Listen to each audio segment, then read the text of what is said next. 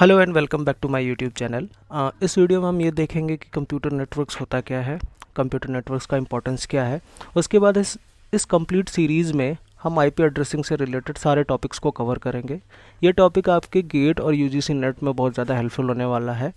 जैसे ही हमारी सीरीज़ ख़त्म होती है हम उसके बाद गेट के प्रीवियस ईयर के क्वेश्चंस को भी सॉल्व करेंगे और ये सीरीज़ आपके कॉलेज एग्जामिनेशन में भी काफ़ी हेल्पफुल रहने वाला है। ओके, तो सबसे पहले हम ये देखते हैं कि कंप्यूटर नेटवर्क्स एक्चुअली इसका मतलब क्या होता है। सपोज़ कि आप किसी एक पर्टिकुलर नेटवर्क में हैं। हम्म? आप अपने घर में बैठे हैं, मोबाइल चला रहे हैं, इंटरनेट यूज़ कर रहे हैं, तो ये एक आपका एक होम नेटवर्क है। इस नेटवर्क में आप एक पर्टिकुलर होस्ट हैं। इस नेटवर्क में काफ़ी सारे कनेक्शंस हैं, काफ़ी सारे आईपी एड्रेसेस है जिसको पर्टिकुलर एवरी यूज़र्स को दिया जाता है फॉर इंटरनेट सर्फिंग। आप इसमें एक पर्टिकुलर होस्ट हैं और आपका एक यहाँ पर एक वेब पेज है। सपोज़ आपने गूगल खोला और टाइप किया www.google.com। तो आप इस होस्ट के थ्रू एक पर्टिकुलर प्रोसेस के थ्रू, ये आपका एक प्रोसेस है, इस प्रोसेस के थ्रू आपने गूगल को कांटेक्ट करने की कोशिश करी। आपने वेब पेज सर्च किया www.google.com। तो सबसे पहले कैसे हम कनेक्ट होते हैं। सब गूगल कहीं यहाँ आपके यूएस के कैलिफोर्निया में इसका हेडक्वार्टर होगा जो एक पर्टिकुलर नेटवर्क में वर्क कर रहा होगा। ये गूगल का नेटवर्क है, गूगल इस नेटवर्क पे वर्क कर रहा है। गूगल का यहाँ एक सर्वर होगा और जहाँ पे उसका एक प्रोसेस होगा जिसके लिए आपने रिक्वेस्ट करी है। तो होता क्या है कि सबसे पहले आप अपने नेटवर्क से जाके गूगल के नेटवर्क पे कांटेक्ट करते हैं। फिर इस नेटवर्क में आप इस होस्ट को आइडेंटिफाई करेंगे कि ये होस्ट कौन सा है, गूगल कौन सा है। फिर आप आइडेंटिफाई करेंगे कि आपको किस प्रोसेस में जाना है, किस प्रोसेस के लिए रिक्वेस्ट करी है। ओके, तो ये स्टेप 1 है आपका, ये स्टेप 2 है और ये स्टेप 3 है। मतलब कि आप अपने नेटवर्क से निकल के दूसरे नेटवर्क में जा रहे हैं, आप गूगल के नेटवर्क में जा रहे हैं। ये गूगल का नेटवर्क है, तो गूगल के नेटवर्क में जा रहे हैं। फिर गूगल के नेटवर्क में आप ये देख रहे हैं कि गूगल किस होस्ट पे है। गूगल इस नेटवर्क में वर्क कर रहा है, तो यहाँ पे गूगल कौन सा होस्ट है, ये हम गूगल पे पहुँच गए, इस सर्वर पे पहुँच गए। और अब हमने देखा कि www.google.com, आपने www.google.com के लिए सर्च किया है।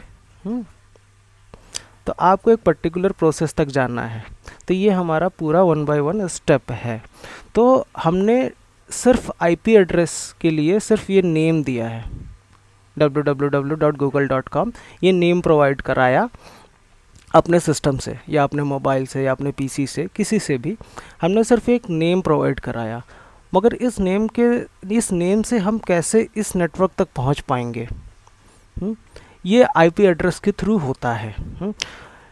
ये www.google.com जो है, इसी के पीछे एक आईपी एड्रेस वर्क कर रही होती है। जब भी हम www.google.com या कोई भी नेम इस तरह से देते हैं, किसी वेबसाइट का नाम देते हैं, तो सबसे पहले डोमेन नेम सर्विस जो है वो वर्क करती है हमारे इंटरनेट सर्विस प्रोवाइडर के थ्रू। हमारा जो इंटरनेट सर्विस प्रोवाइडर होगा आईएसपी, वहाँ बैकग्राउंड में एक प्रोसेस चलती रहती है, एक सर्विस चलती रहती है जिसका नाम है डीएनएस। इस पूरी सर्विस के बारे में हम आगे की वीडियोस में देखेंगे। अभी के लिए बस इतना समझ लीजिए कि जब भी हमें किसी वेबसाइट को कॉल करना होता है तो हम सबसे पहले इस सर्विस को कॉल करते हैं with the name of the website. हम ये नेम इस सर्विस को प्रोवाइड कराएंगे। और ये डीएनएस क्या करता है, डीएनएस हमें इसी के अकॉर्डिंग आईपी एड्रेस कन्वर्ट करके दे देता है। तो ये हमारा इंटरनेट सर्विस प्रोवाइडर जो होता है वो हमें ये सर्विस प्रोवाइड करता है, जिसको हम कहते हैं डोमेन नेम सर्विस। ओके, तो ये काम हो गया हमारा आईपी एड्रेस का आइडेंटिफिकेशन का। अब हम पर्टिकुलर होस्ट को कैसे आइडेंटिफाई करेंगे। तो आईपी एड्रेस जब हमने www.google.com हमने अपने इंटरनेट सर्विस प्रोवाइडर को प्रोवाइड कराया कि हमें इस पेज तक जाना है, तो इसने उस नेम को डीएनएस के पास भेजा, डीएनएस ने उसको आईपी एड्रेस में कन्वर्ट कर दिया, इसको आईपी एड्रेस में कन्वर्ट कर दिया। तो आईपी एड्रेस जो होता है एक पर्टिकुलर नंबर होता है 32 बिट की, 32 बिट का बाइनरी नंबर होता है, जिसमें एक पार्ट होता है जिसको हम नेटवर्क आईडी पार्ट कहते हैं, और दूसरा पार्ट जो होता है उसको हम होस्ट आईडी पार्ट कहते हैं। नेटवर्क आईडी पार्ट के थ्रू हमको ये पता चलता है कि हम किस नेटवर्क में हैं। तो जब भी हमको www.google.com से आईपी एड्रेस मिलेगा तो उसका एक नेटवर्क पार्ट होगा। उस नेटवर्क पार्ट से हमने ये आइडेंटिफाई कर लिया कि गूगल किस नेटवर्क में है, और होस्ट आईडी पार्ट से हमने ये आइडेंटिफाई कर दिया कि पर्टिकुलर नेटवर्क में गूगल कौन सा होस्ट है। अब हमें पर्टिकुलर प्रोसेस तक भी पहुंचना है। स्टेप 1 हमने फॉलो कर लिया। स्टेप 1 था नेटवर्क तक पहुंचने का, जो नेटवर्क तक पहुंचने का काम हमने नेटवर्क आईडी की हेल्प से कर ली। अब हमको पर्टिकुलर होस्ट पे पहुंचना था, होस्ट पे पहुंचने का काम हमने होस्ट आईडी के थ्रू कर लिया। अब हमें पर्टिकुलर प्रोसेस पे जाना है, तो पर्टिकुलर प्रोसेस पे जाने के लिए हमें पोर्ट नंबर की ज़रूरत पड़ती है।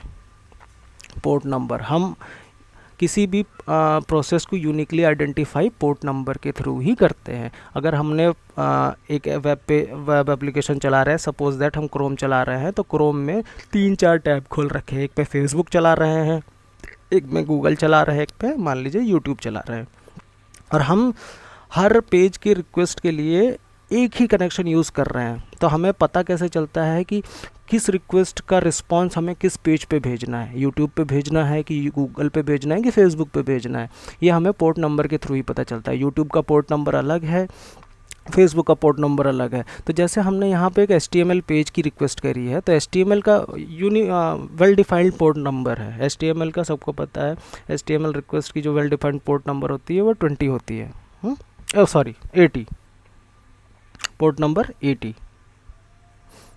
इसी तरह FTP जो फाइल ट्रांसफ़र प्रोटोकॉल है वो 21 पोर्ट नंबर यूज़ करता है। इसी तरह SMTP जो है वो हमारा 25 पोर्ट नंबर यूज़ करता है। तो ये एक वेल डिफाइंड पोर्ट नंबर होते हैं। अगर कोई नया पोर्ट नंबर की ज़रूरत पड़ती है तो उसका प्रोसेस अलग है, मगर ये हमारे वेल डिफाइंड पोर्ट नंबर है जो यूनिकली यूज़ किए जाते हैं एवरी प्रोसेस के थ्रू। तो हम पोर्ट नंबर के थ्रू इस प्रोसेस तक ईजिली पहुंच गए। ये यूनिवर्सल नहीं, एक वेल डिफाइंड पोर्ट नंबर हम कह सकते हैं। पहले से ही सबको पता है वेल डिफाइंड पोर्ट नंबर है। FTP का क्या होता है, SMTP का क्या होता है, ऐसे डिफरेंट प्रोटोकॉल्स के अलग अलग पोर्ट नंबर होते हैं। तो अभी तक हमने ये समझा कि अगर हमारे पास सिर्फ नेम है, डोमेन नेम है, तो हम उससे आईपी एड्रेस कैसे कन्वर्ट करते हैं, डोमेन नेम सर्विस के थ्रू आईपी एड्रेस हमें मिल जाता है। फिर आईपी एड्रेस के 2 पार्ट होते हैं, host ID and network ID. Network ID के थ्रू हमें ये पता चलता है कि जिसके लिए हमें जिसको हमें रिक्वेस्ट भेजनी है वो किस नेटवर्क में है। फिर उस नेटवर्क में वो कौन सा होस्ट है वो होस्ट आईडी के थ्रू पता चलता है, और उसके बाद हमें ये पता चल जाता है कि पर्टिकुलर होस्ट में वो कौन सा प्रोसेस है जिसके लिए हमने रिक्वेस्ट करी है with the help of port number. Okay, तो यहाँ तक अभी तक क्लियर है। तो हमको आईपी एड्रेस ये होता है बेसिकली कंप्यूटर नेटवर्क, इसी को हम कंप्यूटर नेटवर्क कहते हैं। अब हमें समझना है आईपी एड्रेसिंग होती क्या है। तो उसके लिए हमें थोड़ा बहुत नंबर सिस्टम का नॉलेज होना चाहिए। तो नंबर सिस्टम हमारे पास जब हम पहले थे तो यूनिनरी नंबर सिस्टम होता था। पहले के ज़माने में यूनिनरी नंबर सिस्टम होता था जिसमें सिर्फ 1 बिट होती थी जिसको कहते थे 0। तो ये अबैकस की तरह है कि अगर हमें 1 को डिफ़ाइन करना है तो हम 1 0 से डिफ़ाइन करते हैं, अगर 2 को डिफ़ाइन करना होता है तो 2 0 से डिफ़ाइन करते हैं, उसी तरह 3 को डिफ़ाइन करना है तो 3 0 से डिफ़ाइन करते हैं, 4 को डिफ़ाइन करना है तो 4 0 से डिफ़ाइन कर देते हैं। तो यूनिनरी नंबर सिस्टम है। इसके बाद हमारा डेसिमल नंबर सिस्टम आता है जिसमें 0 से लेके 9 तक हमारे पास डेसिमल नंबर्स दिए हुए हैं। इसी तरह हेक्साडेसिमल एक कंसेप्ट है जिसमें 1 2 3 to 9 and then ABC till F। ये होता है 10, ये होता है 11, ये 12 एंड ये 15। ओके, ये हेक्साडेसिमल नंबर है। मगर आईपी एड्रेसिंग जो यूज़ होती है वो बाइनरी कंसेप्ट में यूज़ होता है, बाइनरी नंबर का यूज़ करता है। बाइनरी में क्या होता है, सिर्फ दो वैल्यूज़ होती है, 0 एंड 1। तो हमें बाइनरी के सारे कंसेप्ट को अच्छे से समझना है। बाइनरी के सारे कंसेप्ट का मतलब कि हमें ये वैल्यू पता होनी चाहिए कि 2 पे पावर 1 का मतलब क्या होता है 2, 2 टू द पावर 2 का मतलब होता है 4, 2 टू द पावर 3 का मतलब होता है 8। इसी तरह 2 पे पावर 10 का मतलब होता है 1024। इसको हम के नाम से भी जानते हैं, के 1024। इसी तरह 2 पे पावर 20 को मेगाबाइट बोलते हैं। Kilobyte it's a kilobyte, it's a megabyte. 2 पे पावर 30 इज़ गीगाबाइट। 2 पे पावर 40 इज़ टेराबाइट। तो ये सारे नंबर्स को हमको याद करके रखना है। एटलीस्ट 2 पे पावर 10 तक तो हमें वैल्यू पता होनी चाहिए कि 2 पे पावर 10 तक हर 2 पे पावर की वैल्यू क्या क्या होती है। जैसे 2 पे पावर 4 इज इक्वल टू 16। तो ये सारी वैल्यूज़ हमें पता होनी चाहिए। अब हम ये समझ लेते हैं कि बाइनरी नंबर्स कैसे वर्क करते हैं, क्योंकि हमको आईपी एड्रेसिंग में बाइनरी नंबर का यूज़ करना है। तो सबसे पहले अभी हम बाइनरी नंबर की बात कर रहे हो क्या, कि बाइनरी नंबर्स से रिलेटेड सारे टॉपिक्स को अब हम कवर करेंगे, बेसिक्स टॉपिक्स। अगर हमारे पास 1 बिट की बाइनरी नंबर है तो हम टोटल कितने नंबर बना सकते हैं। पहला नंबर तो 0 बना सकते हैं, दूसरा 1 बना सकते हैं, बेसिक है। अगर हमारे पास 2 बिट की बाइनरी नंबर है तो पहला नंबर क्या बना सकते हैं, या तो 0 0, या तो 0 1, या तो 1 0, या 1 1। उसी तरह अगर हमारे पास 3 बिट की बाइनरी नंबर है तो कितने नंबर जनरेट होंगे, टोटल 8 नंबर जनरेट होंगे। कैसे, 2 to the power 3, total 8 number generate होंगे। पहला नंबर 0 1 0 1 0 1 0 एंड 1, 0 0 1 1 0 0 एंड 1 1, एंड 0 0 0 0 1 1 1 1। तो यही हमारे पास टोटल 8 नंबर जनरेट होंगे। तो अब हमें ये देखना है कि अगर हम किसी भी बाइनरी नंबर का एक बिट अगर चूज़ कर लेते हैं, सिर्फ एक बिट चूज़ कर लेते हैं, तो टोटल नंबर सिस्टम कितने पार्ट में डिवाइड हो जाएगा। टोटल नंबर स्पेस जो है ये जो नंबर स्पेस है हमारा, ये टोटल कितने पार्ट में जनरेट हो जाएगा, डिवाइड हो जाएगा। तो अगर हमने सिर्फ एक बिट लिया तो देखिए इसको हमने इक्वली हाफ पार्ट में डिवाइड कर दिया। कैसे, फर्स्ट पार्ट में 0 और सेकंड पार्ट में 1। जो बिट हमने चूज़ की थी उसके आधे पार्ट में, पूरे नंबर स्पेस में आधे पार्ट में वो 0 रहेगा और आधे स्पेस में वो 1 रहेगा। उसी तरह देखिए यहाँ पर अगर हमने पहली बिट चूज़ कर ली तो अपने नंबर स्पेस में आधे स्पेस में वो तो 0 0 रहेगा और आधे में 1 1 रहेगा, क्योंकि इतने ही कॉम्बिनेशन पॉसिबल है। उसी तरह अगर हमने इसको देखिए, अगर सिर्फ पहली बिट इसकी चूज़ कर ली, इस 3 बिट के नंबर में से पहली बिट चूज़ कर ली, तो वो पहले पार्ट में तो 0 0 रहेगा और लास्ट वाले पार्ट में 1 1 रहेगा। तो अगर हम किसी भी बाइनरी नंबर का सिर्फ एक बिट चूज़ कर लेते हैं तो वो पूरे नंबर स्पेस को इक्वली डिवाइड कर देता है। उसी तरह अगर हम मान लीजिए कि 2 बिट्स चॉइस कर ली हमने, 2 बिट चूज़ कर ली, तो कितने नंबर पार्ट में डिवाइड हो जाएगा, टोटल नंबर स्पेस जो है वो 4 पार्ट में डिवाइड हो जाएगा। कैसे, ये वाला पार्ट पूरा, पहले पार्ट में 0 0 रहेगा, दूसरे पार्ट में 0 1 और तीसरे पार्ट में 1 0 और चौथे पार्ट में 1 1।